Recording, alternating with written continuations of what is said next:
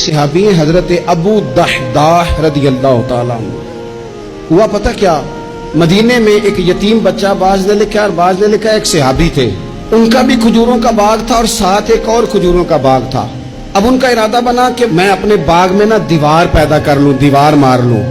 تو وہ جو ان کا پڑوسی تھا نا، اس کے باغ کا کھجوروں کا ایک درخت ان کی دیوار کے اندر آتا تھا. اس کی خواہش یہ ہوئی کہ یہ بھی کبھی مجھے مل جائے تو میری دیوار ذرا سیدھی ہو جائے گی. اس شخص سے کہا یار یہ میرے ہاتھ بیچ دے. کہنے لگا میں نے نہیں بیچنی، ایک درخت میں نے نہیں. بال بندے اڑ جاتے ہیں نا جی. وہ صحابی یا وہ یتیم بچہ حضور کی بارگاہ میں حاضر ہوئے، کہا یا رسول اللہ صلی اللہ علیہ وسلم میری دیوار ٹیڑھی ہو جائے گی اور پھر میں پیسوں سے خریدنا چاہتا ہوں، آپ میری سفارش کر دیں کہ یہ ایک درخت مجھے دے دے تاکہ میں اپنی دیوار سیدھی کر لوں.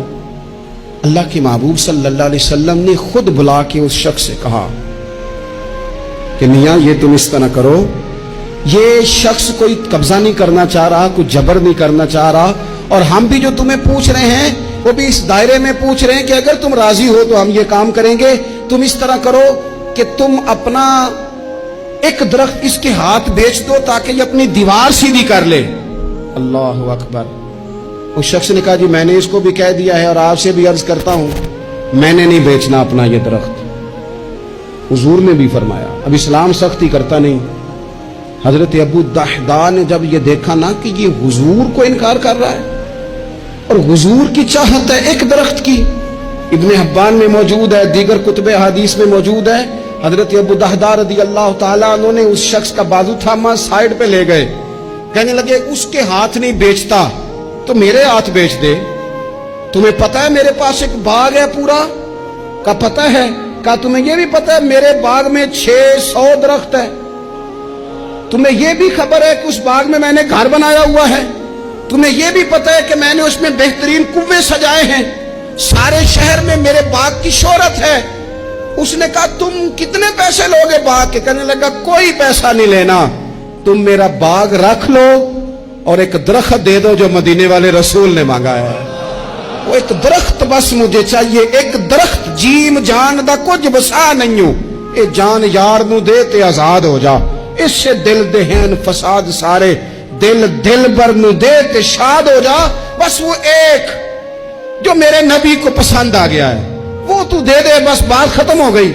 اس نے کہا یہ کون سا سودا ہے؟ فرمایا یہ من کا سودا ہے، تیری سمجھ میں آئے نہ آئے مجھے غرض نہیں، لیکن تو لیتا ہے؟ اس نے کہا بالکل ٹھیک ہے میں تیار ہوں، آپ وہ ایک درخت لے لیں اور یہ باغ مجھے دے دیں.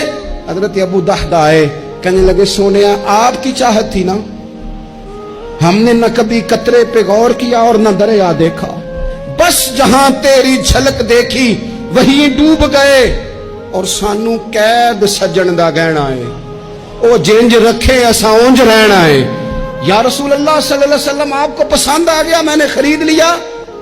میرے محبوب نے نظر اٹھائی اور پھر کریم فرمانے لگے ابو دحداح میں دیکھ رہا ہوں تیرے لیے رب نے جنت میں بڑے درخت لٹکا دیے ہیں، تیرے لیے بڑی کھجوریں لٹک رہی ہیں، کمال ہو گیا.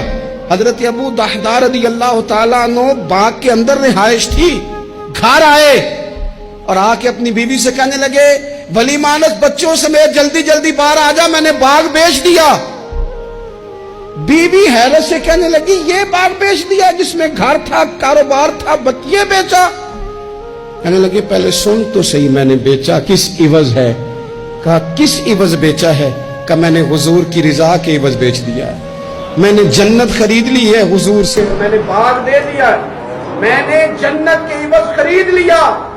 وہ خاتون بھی صحابیہ تھی، بچے لے کے جلدی سے باہر آئی اور میاں بیوی نے بچوں کی جیبوں میں جو کھجوریں تھی وہ بھی نکال کے باغ میں پھینک دی.